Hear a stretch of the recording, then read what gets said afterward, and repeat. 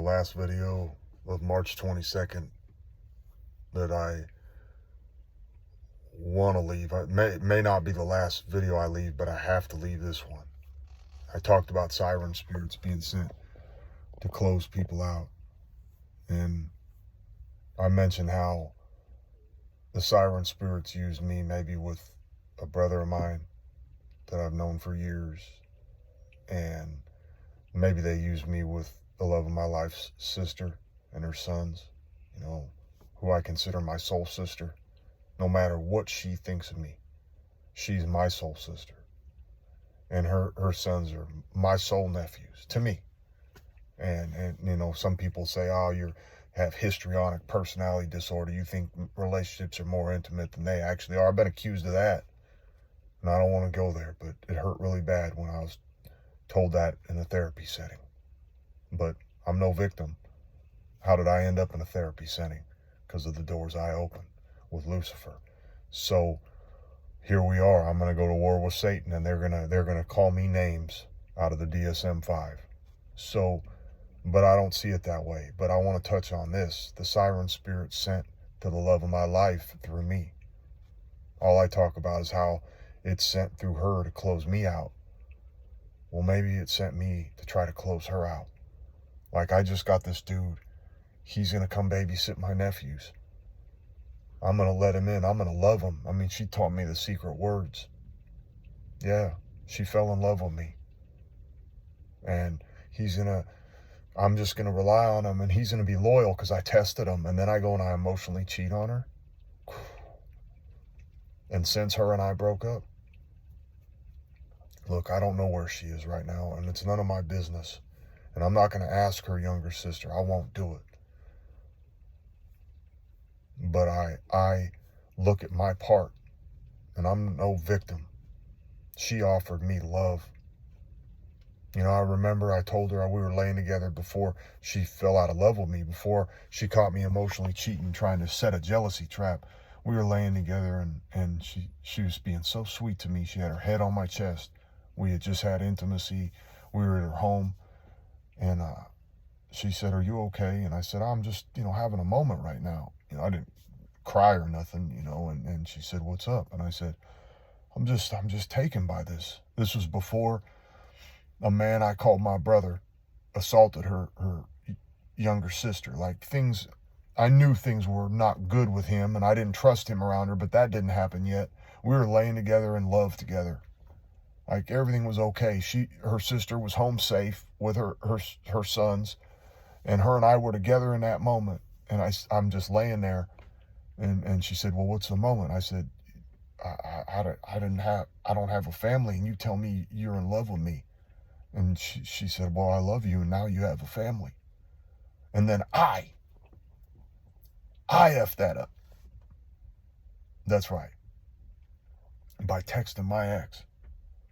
Just so she'd start texting me in front of her. Because I'm not getting enough attention. Boo-hoo. I'm a little spoiled child. And then soon as she sees that, boom. That was it. And I'm not saying that, just say that I didn't let's play the tape through. What if I never emotionally cheated? What if I blocked out my ex? I'm not saying something else would have happened. No, there's also the aspect she had to deal with this in me, and how I was jealous and how I was insecure. There's a lot there, but I'm just saying, at least I didn't emotionally cheat. That's right. And I did that, and there's no taking it back once the trust is broken. And as I said, she's long gone, and I'm not on her radar, and I'm blocked out of her life in every aspect except in the spirit. And she's not aware of that, most likely. And she has no energy to give. And she, like Aaliyah said in the song "Miss You," I know you have another life. You have to concentrate, baby. She has to. Self-preservation as a woman. She has to find a man or a partner that's better for her, that can help her navigate this life and give her what she needs, and be stable, and not push her energy into toxicity like my energy did. And I just want to cop to that right now. How maybe the siren sent through me to try to hurt her and get her to, you know, just to hurt her. Maybe she doesn't know it's hurting her because she's stoic and strong and mentally tough and not affected by anybody on an emotional level like that. But there's so many ways. Like when they sent me the text about her medicine, when she's indulging in her addiction, that's why she needs this medicine, the aftermath. And what do I know in my heart is happening while she's indulging in her addiction? She's having some very intense sexual encounters. And of course that's going to trigger me to want to, hate myself because I miss her and another man's with her. And I have to live with that every moment. And I signed up for it, and I'm going to live with it. And I will live with it as long as I can. And Jesus is the answer for me to the remedy to the pain of it. He'll just take the edge off. He's the big benzo. he's the dilaudid. He's the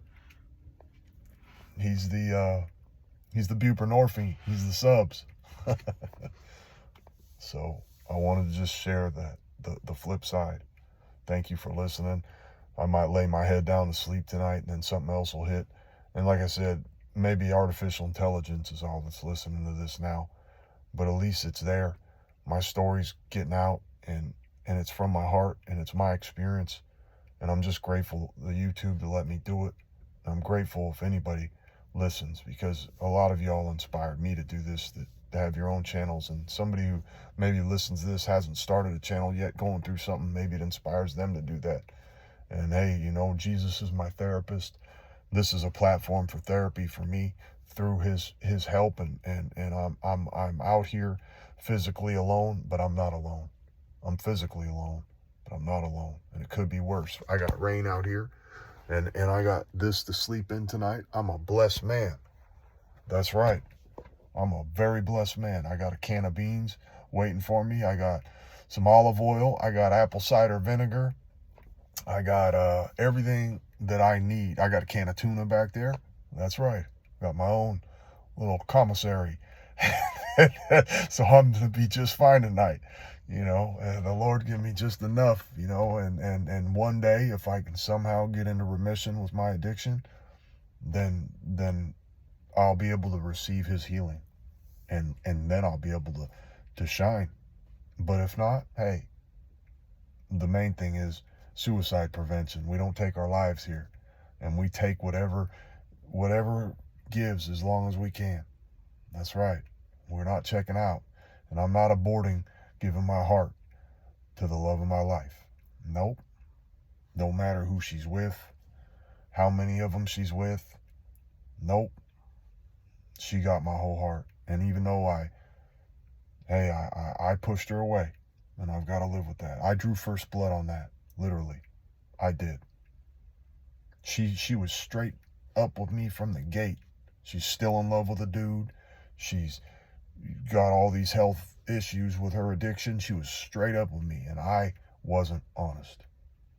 That's right. And I also broke her trust when I verbally attacked her, calling her them names. And, she called me some names. She called me insecure. It was true.